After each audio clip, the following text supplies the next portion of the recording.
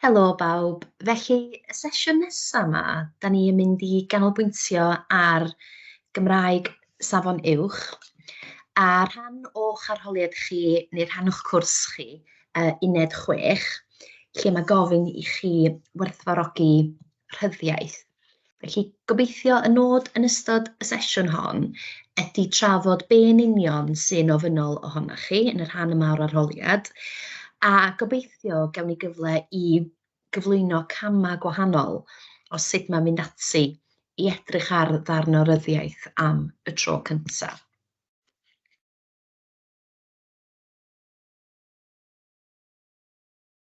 Felly, yn ôl be mae'r bwrdd arholi Cybac yn gofyn i chi wneud, ia, be sy'n rhaid i chi wneud ar y diwrnod pan mae gennych chi'ch arholiad? Wel, gosodir cwestiwn traethawd i drafod pwnc ac arddull darn llenyddol. Felly, mi fydd angen i chi yn ystod eich traethawd arholiad, mae rhaid i chi drafod y testun dan sylw ag arddull. Bydd y testun yn un nas astudiwyd o'r blaen, iawn, felly mae Cybac yn mynd i fod yn dewis darn a mae yna sicrwydd bod o'n ddarn ydych chi ddim wedi weld o'r blaen. A dylai ymgeiswyr wneud cyfeiriadau synoptig at weithiau eraill. Rwan, mae'n siŵr bod chi wedi dod ar draws y term synoptig yma iddo uned 4 pan ydych chi'n astudio eich nofel.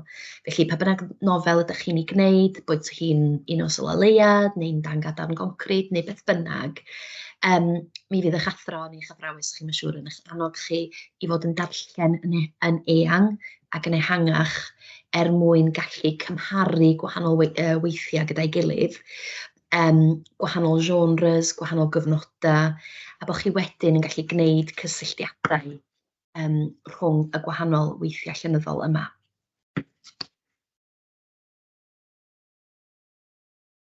Felly, y cam cyntaf pan mae hi'n dod i edrych ar ddarn o ryddiaith. Da ni wastad yn deud, peidiwch â gwastraffu darlleniad. Felly, mewn geiriau eraill, gan y byddwch chi yn teimlo dan bwysau arholiad, mae'n debyg. Dych chi'n meddwl hyn o amser sydd. Pan dych chi'n darllen y darn am y tro cyntaf, chwiliwch am rhywbeth fedrwch chi ddeud am y cynnwys. Okay? Felly, weithiau mae pobl yn deud o darllenwch fwy nag unwaith, a falle bod y darlleniad cyntaf jyst bod chi'n canolbwyntio. Felly, wel, fyswn i'n awgrymu, chwiliwch am rhywbeth yn y darlleniad cyntaf. Bod chi'n cael rhyw fath o deimlad am y darn. Ond fel da ni wedi sôn, mae'n bwysig bod chi'n darllen o fwy nag unwaith, ia, o fewn yr amser sydd gennych chi, achos mae'n cymryd amser i brosesu am be mae'r darn yn sôn. Da ni wastad yn cynghori hefyd bod chi yn uwcholeuo, bod chi'n mynd â lliwiau neu highlighters gwahanol hefo chi, a bod chi wedyn yn gallu defnyddio un lliw ar gyfer cynnwys, defnyddio lliw arall ar gyfer nodweddion arddull, lliw arall ar gyfer themau, okay? A bod chi wastad yn ceisio meddwl, yn debyg iawn i fel chi wedi gwneud ym mlwyddyn 11, bod chi'n dyfynnu yn rheolaidd ac yn enghreiffdio i gefnogi'r hyn da chi'n trio ddweud. A wedyn yn ola am fan yna, ceisiwch gadw llyfr neu becyn bach synoptig. Felly, mae'n siŵr bod chi wedi bod yn darllen yn eang ers dechrau'ch cwrs lefel A, eich cwrs ym mlwyddyn 12. Sicrhewch falle bod chi'n cadw cofnod o be ydych chi wedi darllen, pwy di'r awdur. Mae wastad yn syniad hefyd darllen mwy nag un nofel gan yr un awdur. Ie, fel bod chi'n gallu gweld os yna rhyw fath o themau yn plethu mewn i waith y person hwnnw. Achos mae'n debyg iawn, os ydych chi yn darllen yn helaeth, mae rhywun yn anghofio, felly sicrhewch bod chi yn cadw cofnod o be oedd y nofel neu'r gyfrol, be oedd y themau, sut fath o arddull, sut fath o gyfnod, ond canolbwyntiwch yn benodol ar y themau. Iawn. Felly, pan fyddwch chi yn gwerthfawrogi rhyddiaith, reit, fedrwch chi wneud o mewn sawl cam. Dwi ddim yn deud na dyma'r unig ffordd, reit, falle eich bod eich athro chi'n dysgu chi mewn ffordd wahanol, gwrandewch ar eich athro bob tro, ond beth sydd gennym ni fan hyn ydy jyst rhyw fath o ychwanegiad neu ffordd chydig bach yn wahanol os ydych chi ddim yn siŵr sut i ddechrau arni. Felly, y cam cyntaf y cam symlaf i bob pwrpas, ond hefyd ar y llaw arall y cam mwyaf anodd, gan bod o'n eitha newydd, sef y cynnwys. A'r cynnwys ydy beth sydd yn digwydd yn y darn. Felly yn fan hyn, da chi eisiau osgoi falle edrych ar beth fatha arddull ar y darlleniad cyntaf. Iawn, beth sydd yn digwydd. Felly unwaith da chi wedi darllen y darn, gnewch bwyntiau bwled. Iawn, pwyntiau bwled bler, uwcholeuo, beth bynnag sy'n gweithio i chi. Okay? A ystyriwch ar yr olwg gyntaf ha gyfnod yda ni. Ia? Oes na unrhyw beth yn y darn sydd yn gwneud chi feddwl bod o'n gyfnod cyfoes, bod ni yn yr amser presennol. Ia? Pethau sy'n gallu helpu chi'n fanna ydy, os na gyfeirio at wefannau cymdeithasol, os na gyfeirio at bethau, da chi'n bod sydd yn y byd ni bob dydd, pethau da ni'n ymwneud â nhw yn gemau cyfrifiadurol, Netflix, chi'n bod, os na unrhyw beth sy'n awgrymu ni bod y darn yn ein cyfnod ni heddiw. Ar yr un olwg, falle bod y darn dan hanesyddol. Chimod, oes yna rhywbeth yn awgrymu chi bod o'n dod o gyfnod yr rhyfel byd. Ceisiwch chwilio yn y darlleniad cyntaf am unrhyw beth sy'n gosod y cyfnod i chi. Iawn? A mae bron yn amhosib i chi falle deud os di rhywbeth yn cyfnod 60, 50. Mae hwnna'n anodd i fod mor fanwl â hynny. Ond o bosib bod yr darlleniad a'r golwg cyntaf yn gallu rhoi rhyw fath o flas i chi ar ba fath o gyfnod ydych chi yn efo. Os na unrhyw beth sy'n dangos y byd cyffredin, os na unrhyw beth, ydych chi'n gwybod, ydy o'n fywyd ysgol, ydy o'n fywyd gwaith, ydy o'n syniad o ddod adra a bwyta pasta bec, ydych chi'n gwybod, os na unrhyw beth sydd yn dangos y cyffredin i ni. Okay? A hefyd, y peth pwysig bob amser ydy sut da ni'n gwybod hynny. Okay? Felly ceisiwch chi esbonio bob amser pam da chi wedi dod i'r casgliad yna. Okay? Dyfyniad, esbonio, enghreiffftio. Iawn, felly dyna'r cam cyntaf. Be sy'n digwydd? Pa gyfnod yda ni yn efo? Reita, yr ail gam, pan da chi'n edrych wedyn ar eich darn llenyddol, ystyriwch yr adroddwr, ystyriwch y person sydd yn dweud y stori. Okay? Be da ni'n ei wybod am yr adroddwr? Da chi'n hen gyfarwydd a gwneud hyn, dwi'n siŵr. Ydy'r darn wedi ysgrifennu yn y person cyntaf? Ydy'r darn wedi ysgrifennu yn y trydydd person? Yeah? Dyna'r ddau debygrwydd mwyaf amlwg, neu dyna'r ddau bosibiliad mwyaf amlwg gewch chi. Pa bersbectif sy'n cael ei ddefnyddio gan yr adroddwr? Oes yna lais sy'n cael ei ddefnyddio, ac yn fanna gallwch chi sôn am person cyntaf. A meddyliwch hefyd beth ydy effaith ysgrifennu yn y person cyntaf. Oes yna ymdeimlad mwy personol? Ydych chi'n teimlo bod chi'n mynd ar y daith efo'r adroddwr? Ydych chi'n teimlo bod yna elfen nes, bod yna elfen o acosatrwydd? Ydy'r ffurf y person cyntaf a'r narratif hwnnw wedyn yn cael ei tai chi weld popeth drwy lygad yr adroddwr? Okay? Felly pethau chi ystyried, mae i gyd yn ddibynnol yn amlwg ar y darn sydd gennych chi, ond ceisiwch chi feddwl pwy sy'n dweud y stori yma wrthon ni, a be di effaith hynny. Okay? Gan mai snapshots bach da chi'n gael o'r cyfanwaith, ydy o'n rhoi rhyw fath o flas i ni o sut berson sy'n deud y stori wrthon ni. Yeah? Ydy'r person yma'n dangos tuedd, ydy o'n berson da chi'n gallu ymddiried ynddo fo. Okay? Os na rhywbeth sydd yn gwneud yr adroddwr yn flin, yn grac. Os ydy wedi cael ei ysgrifennu yn y trydydd person, os na fwy o deimlad o bellter rhwng yr hyn sy'n cael ei drafod a phersbectif y darllenydd, os na deimlad fwy ddim mor agos, okay? A mae'r holl beth falla yn ymddangos fel gwybodaeth ai-law i ni. Dydy o ddim yn teimlo mor bersonol. Dydy o'm yn teimlo mor uniongyrchol. Mae yna fwy o deimlad o bellter, ac eich bod hwnna i bwrpas arbennig. Felly'r cam cyntaf, cynnwys yr ail gam, persbectif yr adroddwr. Wedyn, cam 3, ystyriwch y term awyrgylch, neu yn yr un modd, felly bod chi'n fwy cyfarwydd o defnyddio'r term naws. Ac y cwbl mae hwnna'n golygu, mewn geiriau syml, ydy teimlad. Felly sut deimlad, sut awyrgylch, sut naws sydd i'r darn. Ydy o'n teimlo'n gartrefol? Pam? Iawn? Felly, os ydych chi yn dod i fyny ac yn meddwl am ansoddair fel cartrefol, ydych chi wedi gwneud hynna am reswm. Mae yna rhywbeth yn y darn sy'n gwneud i chi deimlo'n gartrefol. Esboniwch beth ydy o. Felly dyfynu, esbonio, enghreiffdio. Oes yna ddarlun cyffredin o fywyd? Ydych chi falle'n gallu uniaethu efo'r stori? Ydy o'n rhywbeth ydych chi'n meddwl, o ia, dyna math o beth dwi'n neud pan dwi wedi gorffen yn yr ysgol. Dyna'r math beth dwi'n neud gyda'n nheulu. Fel yna, da ni'n dathlu'r Nadolig. Chi'n gwybod, os yna unrhyw beth sy'n neud i chi deimlo bod modd i chi uniaethu a rhoi eich hunan yn sgidiau y cymeriad.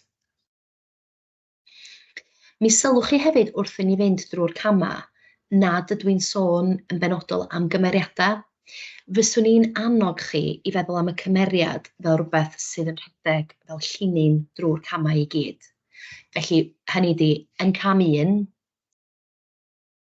mi fyddwch chi'n sôn am y cymeriadau yn cyd-destun y cynnwys.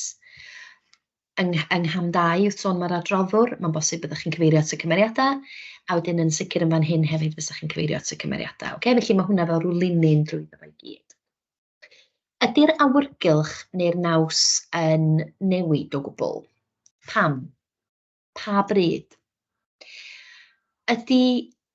Os na newid lleoliad yn digwydd mwyn newid awyrgylch, mae hynny'n gallu digwydd. A da chi'n gwybod, gall hynny hyd yn oed fod os ydy yr awyrgylch ar ddechrau'r darn yn adroddwr ar ei ben ei hun, a falle bod yna newid lleoliad yn digwydd, a bod yna gymeriad arall yn dod i mewn, ydy hynna wedyn yn newid cydbwysedd y darn, a bod yr adroddwr ddim yn teimlo mor gyfforddus. Mae yna sawl peth fedrwch chi gyfeirio ato fo yn fan hyn. Oes na awyrgylch ddirgel, ia? Un sydd ddim cweit yn gwneud synwyr ar y lefel yma. Dych chi'n dirgel, amheus, arswydus, iasol, ia? Sut deimlad sydd na i'r darn? Oes na ddefnydd o sgwrs yn y darn? A be ydy effaith hynny? Achos mae hwnna'n rhywbeth y gallu ddod nes ymlaen pan da ni'n sôn am iaith, ond yn sicr hefyd o ran awyrgylch, mi fedrwch chi ddod â sgwrs i mewn iddo fo. A dyna pam dwi'n deud, wrth i chi sôn am ddeialog, falle bod chi'n dilyn patrwm gwahanol yn y ddosbarth. Mae hynny'n hollol iawn hefyd. Does na ddim ffordd anghywir o werthfawrogi rhyddiaith, ond mae'r rhain falle jyst yn argymhellion o sut i chi fedru wneud o yn eitha taclus ac yn drefnus. Reita. Y cam nesa, ieithwedd. Iawn.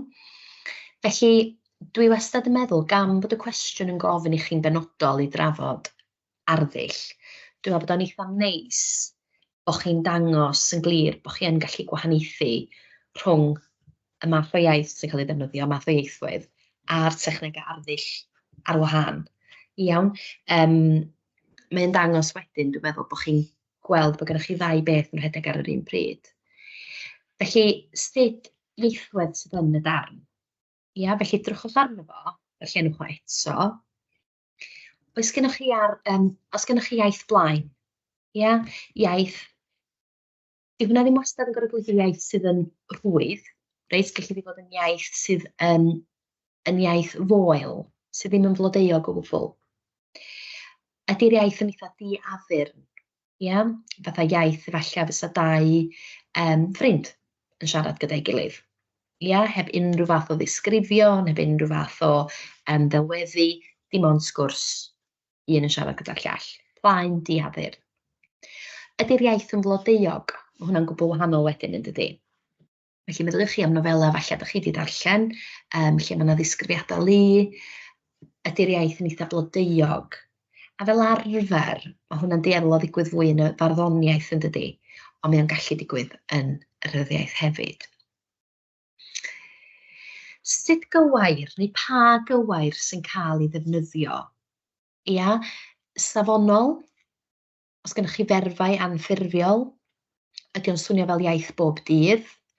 Os gennych chi ferfau falle sydd wedi i cwtogi i fod yn reit tafodieithol, iawn, felly gallwch chi hyd yn oed ddeud os ydych chi'n teimlo bod gennych chi dafodiaeth gogleddol, ia, i helpu chi benderfynu ble mae lleoliad y darn, os gennych chi dafodiaeth gorllewinol, os gennych chi dafodiaeth y de, ia, a efallai bod chi'n gyfarwydd â gwahanol ardaloedd o Gymru a bod chi'n ddigon hyderus i roi cynnig arni i ddeud, o, hwnna'n edrych i ni fel tafodiaeth gorllewinol, a bod chi'n gallu nodi hynny. Be mae cyffyrddiad tafodieithol hefyd yn ei roi i ni? Chod, ydy o'n rhoi blas i ni ar fywyd y teulu? Ydy o'n rhoi blas i ni ar y lleoliad? Os ydych chi wedyn yn ddeall beth i thema'r darn, felly bod hwnna wedyn yn gallu plethu mewn i'r ieithwedd. Geiriau cyffredin, bob dydd, geiriau llafar, geiriau tafodieithol, da ni'n sôn am hynny. Bratiaeth. Ia, llawer iawn o bratiaeth yn cael ei ddefnyddio mewn llenyddiaeth i bwrpas arbennig.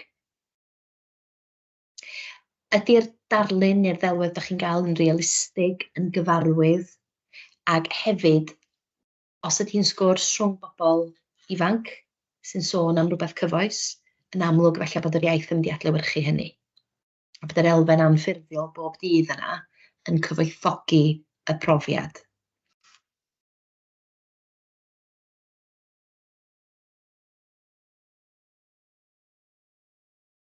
Reit, felly cam 5. Nodweddion arddull. So fel ni'n sôn, gallwch chi wneud y mewn camau fel hyn, ond oedd ei'n sôn yn dod bod y cymeriadau yn gallu plethu drwy'r camau i gyd. Reit? Un peth mae llawer yn sôn amdano fo ydy'r yr awydd yma i ddod o hyd i dechnegau arddull. Be bynnag ydych chi'n galw nhw, nodweddion neu dechnegau. Ydych chi'n teimlo bod ti'n anodd dod o hyd i nodweddion arddull mewn rhyddiaeth? Wel, ydych chi fel arfer, erbyn hyn swn i'n tybio yn hen gyfarwydd ei ffeindio nhw mewn barddoniaeth. Efo rhyddiaeth, mae'n gallu bod dipyn bach yn fwy o her, ond eto'n her wahanol. Felly, nad os ti'n ansoddeiriau a'r cymariaethau a'r trosiadau yn eitha prin, ia, hynny di, os ydych chi'n teimlo, dwi'n methu dod o hyd lawr ansoddeiriau, na chymhariaeth, na trosiad, nodwch hynny. Ia, mae'r diffyg yna am reswm efallai, a bod y darn eich ddim eisiau cael ei orgymlethu. Ydy'r diffyg technegau arddull blodeuog yn adlewyrchu natur ddiflas sy'n donog bywyd y cymeriad. Ia, felly mae'n gymaint o bethau gallwch chi ddeud yng nghyd-destun y darn. Pan ydych chi'n chwilio am dechnegau arddull, darllenwch yn ofalus, gwrandewch yn astyd.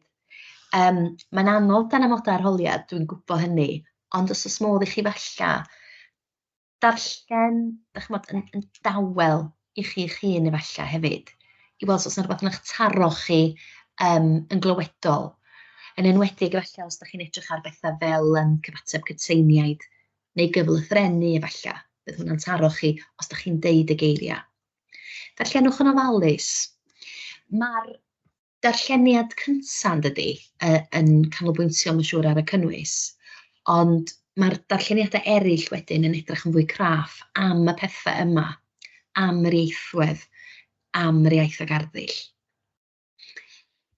Gyda rhyddiaeth hefyd, os ydych chi'n teimlo, reit, dwi'n methu dod o hyd i lawer o ansoddeiriau, na chymariaethau, na trosiadau, pidiwch â phoeni. Mae yna bethau fedrwch chi fynd ar ei ôl. Hyd brawddegau, iawn. Pan ydych chi'n meddwl am brawddeg arferol, brawddeg normal, sydd efo mwy nag un cymal yn ddi, oes gennych chi frawddegau bytiog, byrion. Dwi wedi rhoi elipsau yn fanna, ydych chi'n gwybod y dot, dot, dot, oes na nifer o'r heina o ran yr atal nodi i greu tensiwn, i arafu tempo y darn, i adeiladu at ei chafbwynt. Ia? ydych chi'n gallu bron uniaethu efo rhywun yn trio dweud yr hanes a bod nhw'n oedi a ddim yn gallu mynegu hynna'n yn glir, a fod yr gyfres o elipsau yna i gefnogi hynny. Meddyliwch am regfeydd. Mewn rhai darna o lenyddiaeth mae yna regfeydd. Ydy o'na i bwrpas arbennig? Sut mae'n cyfleu rhwystredigaeth y cymeriad? Be da ni'n ddysgu am y cymeriad? Be da ni'n ddysgu am y ffordd mae cymeriad yn delio gyda sefyllfa? Pam bod y person yma'n rhegi? Pam bod y person arall ddim yn rhegi? Os yna rhywbeth da ni'n ddysgu amdanyn nhw? Ebychiadau, gallwch chi fynd ar ôl yr atal nodi, fel o'n i'n sôn am yr elipsau, yn yr un modd efo ebychiad, cyfleu sioc, cyfleu styndod, tempo. Os na deimlad staccato i'r darn. Teimlad o rhywbeth yn gorffen yn sydyn. Ceisiwch ofyn i chi'ch hun o hyd be ydy'r effaith, yn enwedig fy arddull. Mae hwnna'n hynod o bwysig, bod chi'n edrych ar be ydy'r effaith. Pam bod yr awdur yn greu hyn? Pam bod yr awdur wedi roid o yna? Ydy o'n creu cynnwrf? Ydy o'n dramatig? Ydy o'n rhoi y teimlad staccato yna? Pytiog. Styriwch rhythm hefyd. Mae yna rhythm i eiriau. Da chi'n hyfforddi chi'n ei chwilio am y rhythm yma fo barddoniaeth. Gallwch chi wneud yr un peth gyda rhyddiaeth hefyd. Drychwch ar y darn, darllenwch o. Weithiau, ydy o'n edrych yn wahanol. Ydy'r darn yn edrych yn hirwyntog am y paragraff cyntaf, a wedyn bod gennych chi gyfres o un gair ar y tro. Drychwch ar sut mae o'n edrych ar y papur. Oedden ni'n sôn chydig bach am gyflythrenu fan'na. Be di'r effaith clywedol i'r darn hefyd? Oes na effaith sy'n plesio'r glust? Meddyliwch eto, am elfennau synhwyrus. Ydy'r awdur yn defnyddio llawer iawn ar y synwyr o weld, o glywed, o deimlo, o flasu, o arogli. Oes na deimlad felly sy'n cael ei ddefnyddio? Felly, mae yna lawer mwy i chi ystyried nag ansoddeiriau a chymariaethau. A fyswn ni hefyd yn annog chi i esboniwch rei technegau yn fanwl yn hytrach na'r rhestru un ar ôl y llall. Dangoswch i'r arholwr bod chi yn deall effaith yr hyn da chi'n drafod. A wedyn, themau. Yn yr un modd a pan da chi'n cadw'ch llyfr bach synoptig, swn i'n trio wneud yr un fath efo'r themau. Pan da chi wedi nodi unrhyw nofel neu gyfrol neu stori fer, neu len micro, neu farddoniaeth, unrhyw beth da chi wedi ddarllen, ceisiwch roi nodyn i chi'ch hun be oedd y themau. A meddwch chi wedyn falle'n gallu plethu a gweld y berthynas yma rhwng y gweithiau da chi'n astudio. Felly, falle bod y darn da chi'n canolbwyntio arno fo yn ymwneud â thlodi. Lle bod o'n sôn am ryw gyfnod arbennig, ryw gyfnod yn hanes ni fel Cymru, cyfnod o dlodi. Meddyliwch chi wedyn, be arall da chi wedi darllen sy'n canolbwyntio ar dlodi ac ar syniad o ddioddau cymdeithasol.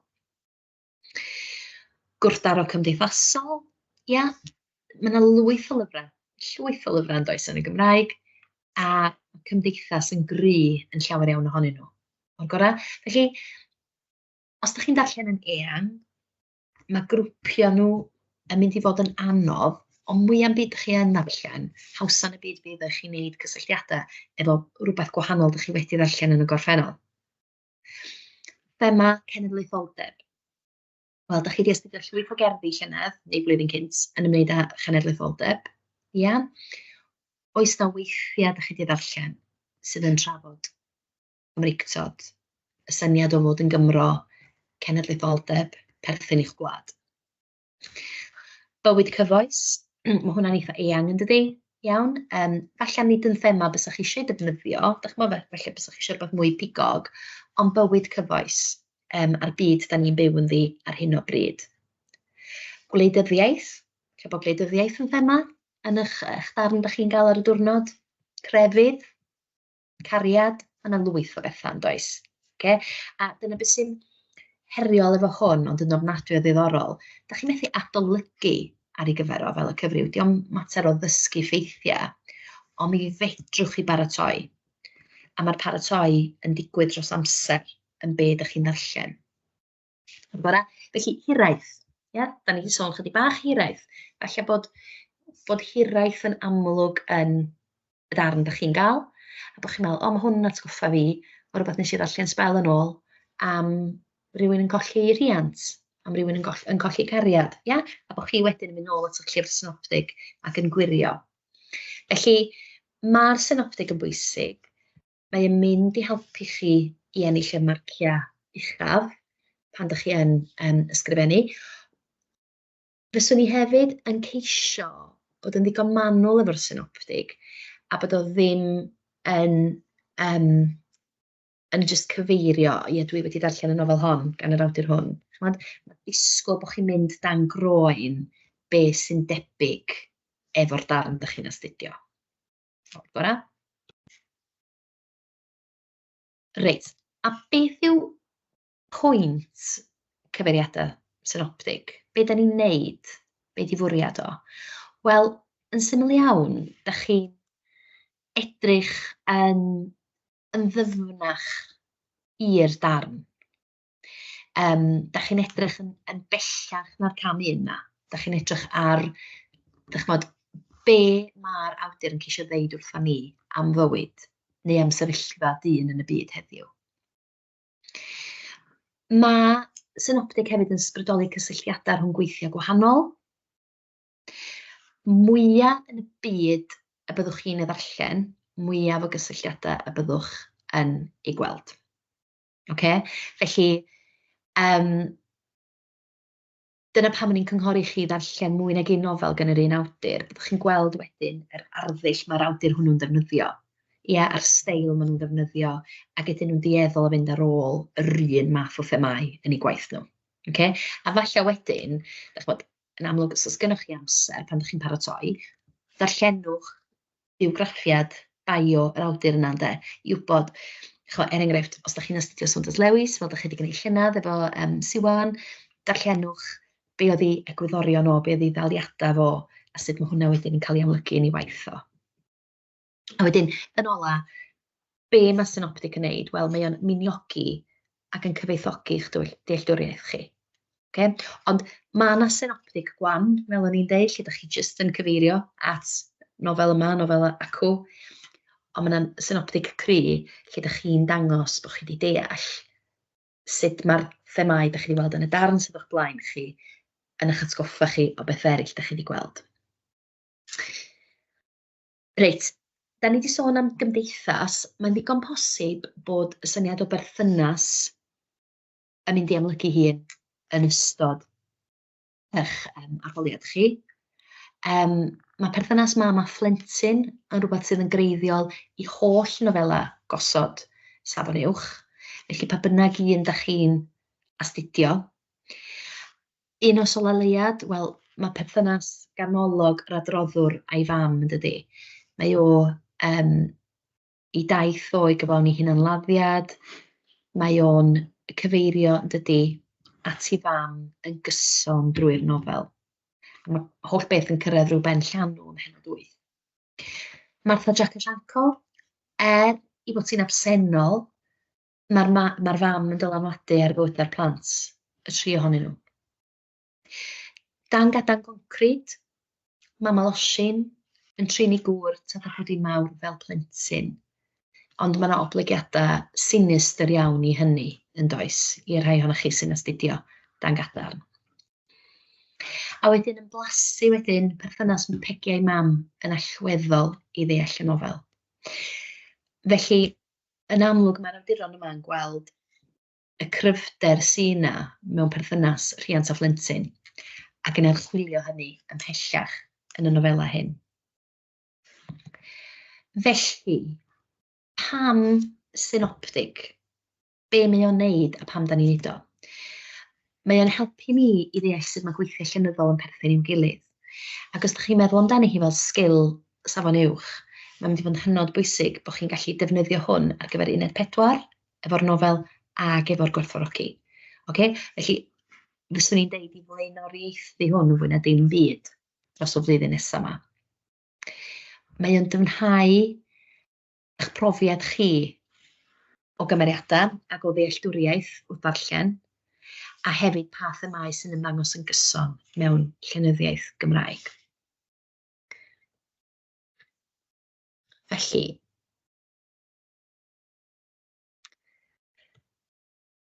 gobeithio bod hwnna felly wedi rhoi rhyw flas i chi o y camau i'w cymryd gyda astudio a gwerthfawrogi rhyddiaeth.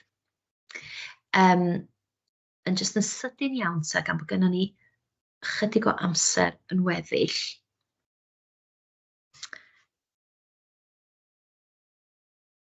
Na i jyst cyfeirio at y camau yn sydyn iawn i chi. Felly, be ydych chi'n gorfod wneud? Ydych chi'n cael darn o'ch blaenau, ydych chi ddim wedi weld o'r blaen, a ydych chi'n gorfod trafod y cynnwys ar arddull gan gyfeirio at gyfeiriadau synoptig. Peidio gwastraffu darlleniad, pob darlleniad yn bwysig, ceisiwch ddarllen o dwywaith neu dair o fewn yr amser sydd gennych chi. Cofiwch yr highlighters, okay? Gwahanol liw i wahanol gamau. Cam 1, cynnwys beth sy'n digwydd, pa gyfnod, cyfoes, hanesyddol, presennol, ond y bwysig call och, beth sy'n dangos hynny. Iawn? Peidio jyst gwneud datganiad, cyfeirio'n benodol at y darn, dyfynnu ac enghreiffdio. Cam 2, yr adroddwr, person sydd yn deud y stori, be da ni wybod amdano fo neu hi, pa bersbectif mae o'n defnyddio, person cyntaf unigol, trydydd person unigol, ceisiwch feddwl beth ydy'r rhinweddau y ddau yna. Be di manteision gallu deud stori yn y person cyntaf, be di manteision gallu deud stori yn y trydydd person.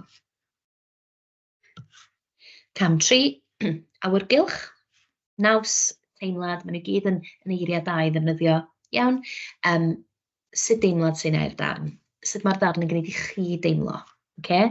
A cofiwch, peidiwch o bod ofn os da chi ddim yn wedi deall bob rhan ohono fo'n syth. Iawn? Ac efallai na newch chi ddeall elfennau ohono fo o gwbl. Iawn? Ond dydy hwnna ddim yn reswm i chi boeni. Mae yna ddarna, mae yna bethau fedrwch chi fynd ar ei hôl wrth ddilyn y camau yma. Okay? Ieithwedd. Felly, sut ieithwedd sy'n cael ei ddefnyddio? Rhai termau chi ddefnyddio, ffurfiol, anffurfiol, safonol, blodeuog, moel, pytiog, tafodieithol. Iawn? Sicrhewch bod chi'n gwybod beth i ystyr bob un o'r termau yma cyn bod chi'n defnyddio nhw. Okay? Achos mae hwnna wedyn yn rhoi'r hyder i chi esbonio. Nodweddion neu technegau arddull, reit? Gallu bod yn her wahanol wrth drafod rhyddiaeth, ond chwiliwch am y pethau yna falle ydych chi ddim wedi bod yn defnyddio gymaint ohonyn nhw nis lawr yn yr ysgol. Ia, hyd brawddegau, ailadrodd, cwestiynau rhethregol, elipsau, ebychiadau, ewch ar ôl yr atal nodi, berfenwau efallai. Okay, mae yna lwyth o bethau eraill allwch chi fynd ar eu hola nhw. Rhai themau fanna i chi, iawn, bwysig i chi sôn am y themau. Okay, hwnna wedyn sy'n mynd i gysylltu chi yn slic iawn at y synoptig. Felly pa fath o thema, be ydych chi'n meddwl sy'n dod ar holl darn at ei gilydd. A wedyn yn ola, be di pwrpas y synoptig, pam da ni'n neud o? Wel, mae'n cyfoethogi eich dealltwriaeth chi, mae'n dangos bod chi wedi darllen yn eang, a mae'n dangos bod chi'n gallu gwneud y cysylltiadau allweddol yna rhwng gweithiau llenyddol. A wedyn mae'n cryfhau wedyn eich dealltwriaeth chi o beth sydd o'ch blaenau chi. Felly, dyna ni. Diolch yn fawr i chi am eich amser a phob lwc efo'r arholiad.